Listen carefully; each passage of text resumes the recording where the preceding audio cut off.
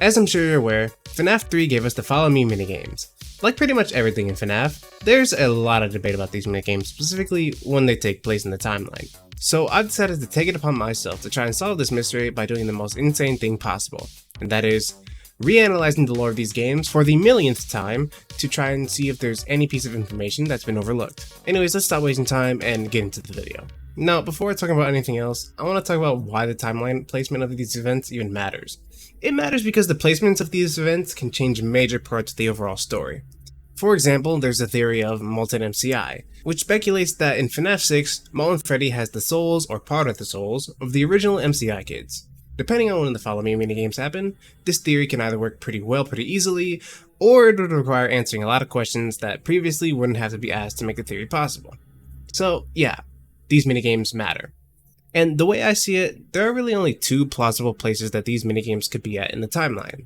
Either after FNAF 1, or before FNAF 1, but after FNAF 2.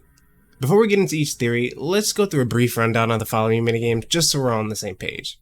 In the minigames, we're in an old pizzeria, and after we complete each night, we play as one of 4 animatronics. They roam around the halls of the pizzeria until they see a shadow that resembles Freddy. The shadow says, "Follow me," and leads each animatronic to a room that they can't enter. Once they start to walk away, Purple Guy Afton rushes out of the room and dismantles each one of the animatronics, leaving just their shells on the floor. After you complete Night 5, however, you play as the spirit of a child who is crying. The child goes to the previously inaccessible room to find 4 more spirits, William Afton, and the spring bodysuit waiting inside. Afton, terrified of the spirits, runs to put on the old spring bodysuit, thinking it might help him. However, he gets caught up in the moment and gets careless.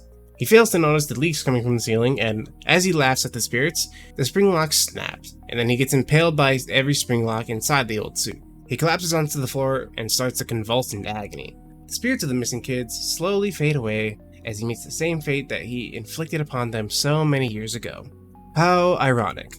That's what the minigames show us. However, there are still a couple of details from the game that we need to keep in mind. The first is that the safe rooms were sealed while Fungi was still alive, as he's the one who makes the tape about it. And the second is that the safe rooms were sealed at multiple Freddy's locations. I'll go over these details later. First, let's talk about the minigames being before FNAF 1. The main evidence for this are the Fungi training tapes, specifically the Night 6 tape, where Fungi talks about the safe rooms being sealed and nothing is being taken out beforehand. Hello. This is just to inform all employees that due to budget restrictions, the previously mentioned safe rooms are being sealed at most locations, including this one.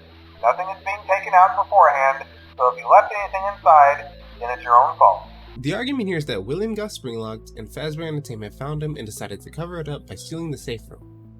The tape may also suggest this to be the case. Management also requests that this room not be mentioned to family, friends, or insurance representatives. The company not wanting anyone to go into the safe room could be because there's a dead man in a rabbit costume in there, and so, like with a lot of other stuff, Fazbear Entertainment decided to just sweep it under the rug. There's also something that's been brought up sort of recently that could be evidence for pre-FNAF 1 Follow Me. Some have pointed out that the sprites for Freddy and Bonnie have buttons on them. Why is that important? Well, the argument here is that since the sprites have buttons on them, then they can't be the classics because the classics don't have buttons, meaning that these have to be the withered animatronics after the FNAF 1 building got reopened. Notice also that the animatronics in the minigame appear to be completely repaired, so the theory goes that after the FNAF 2 building closed, they just repaired the withered animatronics and put them in the FNAF 1 building. Then, sometime later, likely shortly before the restaurant opened for business, William snuck in, dismantled the robots, and died. Then the company finds him in the safe room, seals it, and Fungi records the tape about the safe rooms being sealed. Afterwards, they repair the animatronics again, and that's how we get the classics. Is it convoluted? Yes, but this theory does explain how William can die while Fungi is still alive to make the tape. Now, let's discuss the other theory, which is the Follow Me minigames being after FNAF 1. This is the interpretation that I'm pretty sure was the most popular for a while until people started coming up with different theories. The main evidence for this is that in the minigame, the building looks pretty much abandoned, with rats on the floor, leaks coming from the ceiling, and even a room boarded up, probably the bathrooms, but yeah. There's also the fact that in FNAF 3, the shells of the classics can be seen all around Fazbear's Fright. We know for a fact that they didn't take out the endos themselves, because Phone Dude says they didn't find any actual animatronics. The first real animatronic they find is Springtrap. That's the whole point of the phone call. But I have an even better surprise for you. And you're not gonna believe this. We found one. A real one. Well look, it's in there somewhere. I'm sure you'll see it. The only thing that goes against this theory is, once again, the phone guy tape about the safe rooms being sealed. As you can see, there's quite a bit of evidence that can support either theory. And if you're this far into the video, you might be wondering which one I think is the most plausible. Well, to put it simply, I think Follow Me happens after FNAF 1. I want to quickly go over my argument for why I think pre-FNAF 1 and Follow Me isn't correct. The thing with the buttons on the sprites at first seemed like a good argument to me. However, something that stops me from thinking that detail means anything is the sprite for Spring Bonnie in the minigame and Springtrap's design in-game. If we look at Springtrap, we can see that he has a button, which makes sense considering he's just a different version of Bonnie. But if we look at Spring Bonnie in one of the Happiest Day minigames, we can see that now all of a sudden he does have a button. If the buttons on the animatronics were an important detail that we need to look into, then they should be consistent between the minigames and the regular gameplay. If Spring Bonnie's sprite can just randomly go from having a button to not having one, then I think it's likely that the same can be said for the other animatronic sprites. Also, I want to point out that the sprites for Freddy and Bonnie don't exactly match their game counterparts. The Wither designs have 2 buttons while the game sprites only have 1. So yeah, I don't think the buttons have any significance at all. The tape about the safe rooms being sealed is better evidence for pre-FNAF 1 Follow Me, however I believe that I've come up with a good counter argument to this. I think that the tape is a red herring.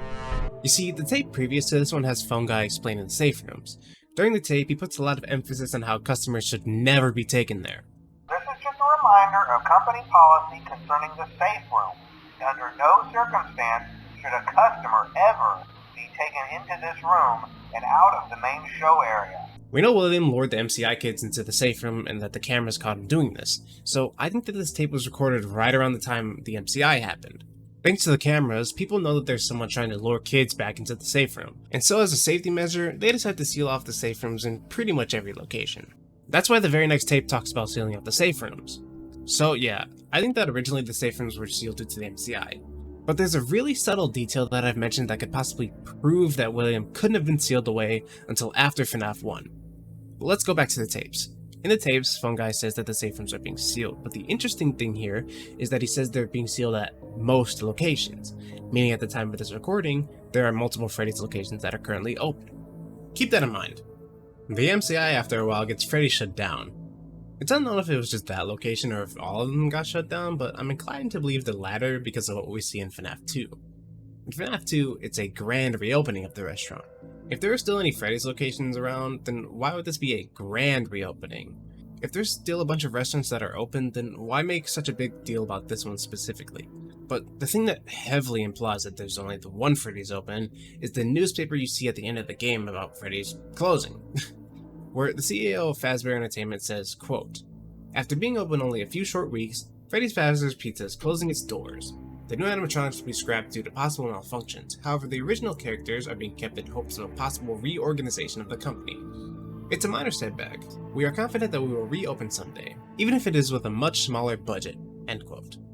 From this, we can assume that the FNAF 1 location was the only one open after 1987, since they're having to reorganize the company and all. Well, what all this means is that since the safe rooms were originally sealed while there were multiple Freddy's locations still open, then that means Phone Guy's tapes couldn't have been recorded when the FNAF 1 building reopens. You know, because it's likely that it's the only building that's open at that point. And with that, there's not really any more evidence for pre-FNAF 1 Follow Me, at least that I can think of. But that still leaves a huge elephant in the room. If the safe room is sealed after FNAF 1 happens, then why is it open again in Follow Me? And more importantly, who could have sealed the room a second time? I think I have an answer for this. See, in FNAF 2, Phone Guy mentions that they're trying to contact the original restaurant owner, who we later learned was Henry. Why? Well, just before that, Phone Guy is talking about how there's an investigation going on. So I think it's possible that Fazbear Entertainment was able to contact Henry and tell him what was going on in the restaurant. Henry probably knew William was involved in some way, and so he decides to come back to the company to see if he can do anything to stop him. Fast forward to Follow Me. William tears down the false wall to get to the safe room, probably so he can hide from the animatronics before he jumps them, and eventually he gets spring locked in there. A short time later, Fazbear Entertainment, which Henry is now part of, returns to the building to presumably collect the animatronics, as even though the building is shut down, they could potentially still use them in the future. Henry finds William in the safe room, instantly knowing it's him because, you know, he's wearing the Spring Bonnie suit, and decides to have the room boarded up, trapping William inside. Fazbear's fright finds him decades later, and the rest is history. Admittedly, that's speculation on my part, but it definitely seems plausible. So yeah, that's basically my whole theory. Follow Me is after FNAF 1. So now what do we do with that knowledge? Well, since Follow Me is after FNAF 1, then that means that Sister Location also has to be after FNAF 1. As in the modern lore, William takes the endoskeletons from the classic animatronics, melts them down to create Remnant, and injects it into the Funtime crew, something he explicitly does in the fourth closet, which is heavily related to Sister Location. And with that, we've reached the end of the video. If you like this theory, leave a like on the video, as that really helps with the algorithm, and if you want to see more videos from me in the future, consider subscribing, as I have more video projects planned. I'm gonna try my absolute hardest to not take a month on my next video. Also, let me know what you think of the theory. Do you agree? Do you disagree? If you do disagree on something, tell me about it in the comments, as I try to read as many as I can. I want to say thank you for all the support on my last video, all the likes, comments, everything. I was not expecting the response I got on that video. It did really well, you know, and I really appreciate each and every single person who gave it a watch, who gave it a like, who commented, subscribed, all that. You know, I never thought that it would do that well. I was just in shock when I saw how well it did. Yeah, again, thank you guys so much for the support on that video.